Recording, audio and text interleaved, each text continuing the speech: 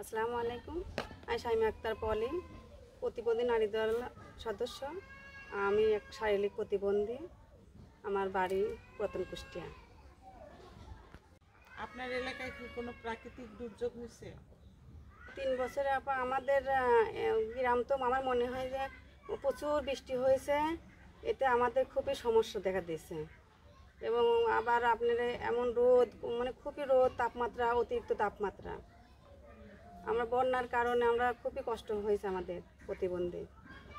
আমাদের আরও দল, আমরা তো সংগঠনে কাজ করি, আমাদের সংগঠনের ভিতরে আরও নারীদের আরও অনেক সমস্যা আছে। কিছু নারী আছে ধরেন পায়ে সমস্যা, তার বাথরুম যেতেও কষ্ট হয়েছে।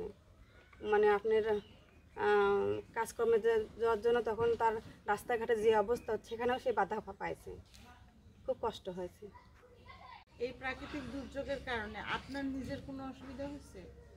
আমরা তো নিজেরা প্রতিবন্ধী, আমরা তো প্রতিবন্ধী সংগঠন। আমাদের এই দুর্যোগের কারণে খুবই সমস্যা হয়েছে। কারণ আমরা গ্রামে বাস করি, আমাদের বাথরুমটা বাহিরে, একটু রুম থেকে অনেক দূরে, তারপরে কলগুলো অনেক দূরে, ওখান থেকে নেমে আমাদের চলাফেরা খুব কষ্টকর হয়ে যায়।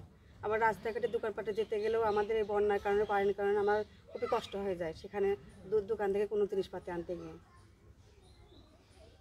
এগুলো ধরেন যে ওই রাস্তার কাজ করি, তারপরে দিন মজুরি, এগুলো কাজ করতে গিয়ে আমাদের খুব কষ্ট হয় মানে এত কষ্ট হয়, আমরা ওই পানির ভিতর যে এক জায়গায় যাব, সেই দিকে পানি দেখে আমাদের তখন কষ্ট হয়েছে, আমরা কীভাবে ওখানে যাব, কীভাবে আমরা ওই কাজ করব, সেই জায়গায় আমরা পৌঁছাতেই পারিনি বৃষ্টির কারণে। খুবই কষ্ট হয়ে যায় আমাদের সেই মুহূর্তে।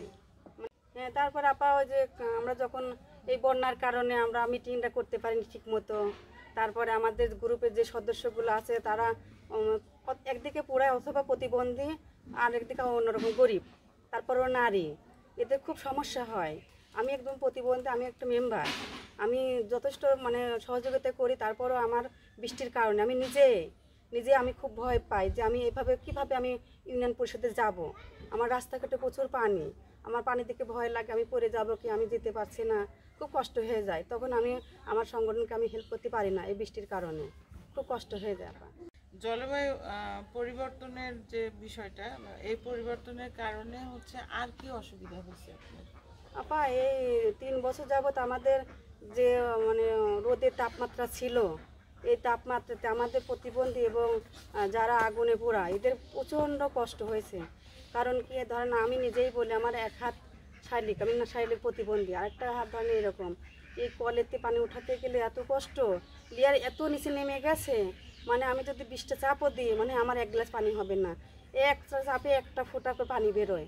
তারপরে আমাদের পাশে হচ্ছে আমার নদীর পাশে, এই পানিটা এভাবে শুকাই গেছে, আমরা কোথাও পানি পাই না, মানে খাবার পত্র পানি দূরের কথা, গোসল করার পানিও আমরা পাই না, খুব কষ্ট হয়ে যায়। তারপরে আমাদের এই আগুনে পোড়া যে প্রতিবন্ধীগুলো আছে, আমাদের ওই যেখানে পুড়ে গেছে, সেখানে ওই রোদের সময় তাপ যদি বেশি রোদ হয়, তখন ওই সেই জায়গায় টান মানে শুকনা, খুব মানে কষ্ট হয়, এত কষ্ট হয় মানে আপনার তো বুঝবেন না, আমরা বুঝি, যেহেতু আমাদের পুরা আমরা বুঝি যে আমাদের কোন জায়গায় কষ্টটা আমার যখন তাপমাত্রা বেশি, তখন আমরা বুঝি ওইটা। তারপরও বাথরুমে যাওয়া, তারপরও খাবার পানি, আমাদের খুব কষ্ট হয়ে যায় এই 3 বছরে রোদের বেশি রোদ হওয়াতে, তাপমাত্রা হওয়াতে।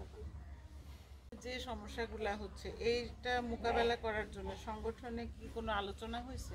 জি আমরা সংগঠনে বসে 13 জন সদস্য, আমরা সবাই আলোচনা করি এই বিষয়ে, এবং সবাই এই বিষয়ে আমরা জানি, অবগত আছি।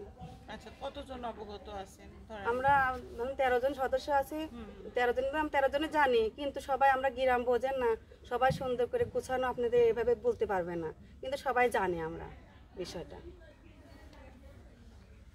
আর জলবায়ু পরিবর্তনের কারণে যে সমস্যাগুলো হয়, সেগুলো হচ্ছে মোকাবেলা করার জন্য কোনো কি প্রশিক্ষণ পাইছেন আপনারা? জি আমরা প্রশিক্ষণ পেয়েছি, যেগুলো ধরেন জেন্ডারগুলো আমরা 13 জন সদস্য 13 জনই পাইছি। এর ভিতরে আবার ধরেন কিছু আছে ট্রেনিং লিডারশিপ, ওখানে তো আমরা 13 জন যেতে পারি না, ওখানে আমার যেতে হলে যেগুলো আমরা লিডার, সভাপতি, সেক্রেটারি, ক্যাশিয়ার, এভাবে তখন অফিস এভাবে ডাকে, তখন আমরা 3 জনকে 2 জন যাই। তখন আমরা যে অফিসে যখন মিটিং করি, যে ট্রেনিংটা করি, সেখানে এ থেকে জেড পর্যন্ত যতটুকু ট্রেনিং হয়, কথাগুলো হয়, সেইগুলো আমরা পুরোনো গ্রুপে এসে আবার আলোচনা করি। 13 জনের মাঝখানে বসে আমরা আলোচনা করি যে আমরা আজকে লিডারশিপ মিটিংয়ে এই আলোচনাগুলো করলাম, লিডার হতে হলে এই হবে সবাই মাঝে আমরা তখন এই বিষয়ে আলোচনা করি। আচ্ছা, এই যে প্রশিক্ষণটা হয়েছে, হ্যাঁ, প্রশিক্ষণগুলো হয়েছে, আপনার সংগঠনের কয়জন সদস্য বলতে পারবে এটা যে প্রশিক্ষণ হয়েছে? 13 জন আছে, আবার 13 জনই জানি এই প্রশিক্ষণটা অফিসে আমার হয়েছে, কিন্তু 13 জনের ভিতর সবাই জানে যে মানে একটা করে বিষয় জানে যে আমাদের আপা সভাপতি আপা লিডারশিপে ট্রেনিং গিয়েছিল, এই বিষয়ে আলোচনা হয়েছে, কিন্তু আবার যেভাবে আপারা বলে ওইভাবে আমরা সব গুছাই বলতে পারবো না, কিন্তু আমাদের ধারণা আছে যে এটা হয়েছে, এই বিষয়ে আমরা ট্রেনিং করছি ওই জায়গায়, নেতৃত্ব বিকাশ ট্রেনিং। আচ্ছা,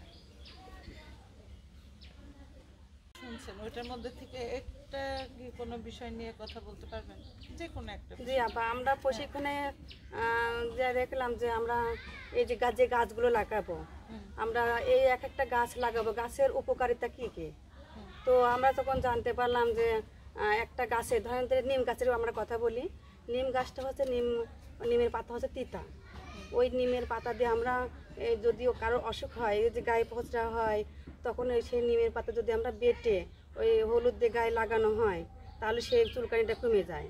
আবার ওই গাছটা থেকে আপনার হচ্ছে এই আমরা আসবাবপত্র বানাতে পারি, আবার আমরা চুলায় জাল দিতে পারি, ধরেন একটা গাছে অনেক উপকার জিনিস আসে, যেমন আমরা গাছে আমরাটা খেতে পারি, আমরা কাঠ দিয়ে কোনো কিছু হয় না, তবে আমরা জ্বালানো কাজ করতে পারি, এরকম আমরা ওই গাছের উপকারিতা আমরা জানলাম, কোন গাছে কোন ফল ধরে, কোন গাছে কোন উপকারিতা হয় সেই বিষয়ে আমরা জানি আপা।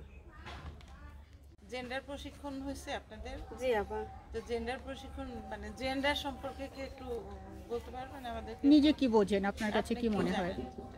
আমি তো জানি যেগুলো ধরেন জেন্ডার আমরা যেগুলো আল্লাহ সৃষ্টি সেগুলো প্রাকৃতিক সৃষ্টি, আর যেগুলো আমরা নিজে তৈরি করি, যেমন ধরেন পোশাক আশাক, আর আল্লাহ মানে প্রাকৃতিক সৃষ্টি হচ্ছে আল্লাহ সৃষ্টি হচ্ছে ধরেন আমরা মহিলা, আমরা আমাদের বড় বড় চুল আছে, আমাদের হচ্ছে আমরা বাচ্চা জন্ম দিতে পারি, বাচ্চাকে লালন পালন করতে পারি, দুধ খাওয়াতে পারি, কিন্তু পুরুষরা তো তা পারে না, মানে নারীরা পুরুষ হতে পারে না, পুরুষরা নারী হতে পারে না।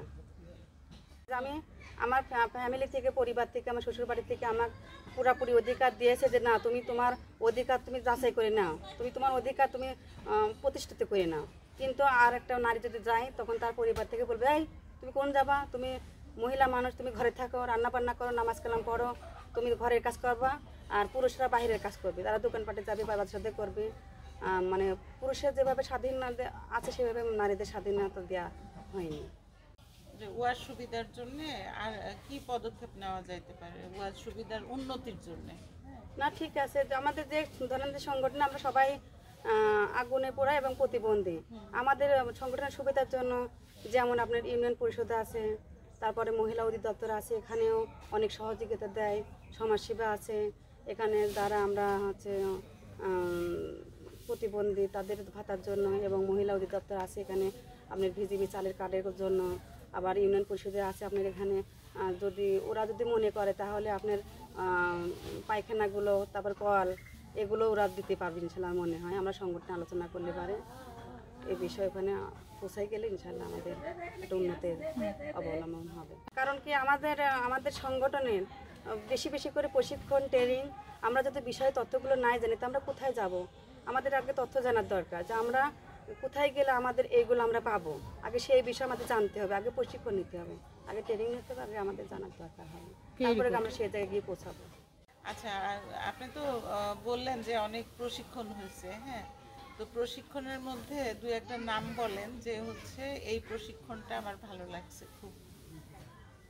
আপা আমরা তো গ্রুপ থেকে আমরা যখনই যাই না কেন আমরা জেন্ডার প্রশিক্ষণটা নিয়েছি আর লিডারশিপ প্রশিক্ষণ নিয়েছি, তো আমার কাছে খুবই ভালো লাগছে হচ্ছে লিডারশিপ প্রশিক্ষণটা খুব ভালো লাগছে, কারণ লিডারশিপটা হচ্ছে আমরা কিভাবে গ্রুপটা সৌন্দর্য রাখবো, গ্রুপটা কিভাবে পরিচালনা করব, আমাদের নেতা হওয়ার যোগ্যতা কেমন থাকবে, আমার নেতার ব্যবহারটা কেমন থাকবে, নেতার কী গুণাবলী থাকবে, নেতা মানে 13 জন আছে, 13 জন সদস্য কথাকে নেতা শুনবে, কারণ এইগুলো আলোচনা হয়, এই জন্য আমার ওই লিডারশিপ ট্রেনিংটা আমার খুব ভালো লাগে, আর এটা লিডারশিপটা বেশি হলে হয়তো আমাদের গ্রুপে আরও কতগুলো সদস্য আছে তারাও আমরা পাঠাতে পারি, যাতে তারাও এটা শিখে আরও আমরা গ্রুপ করতে পারি।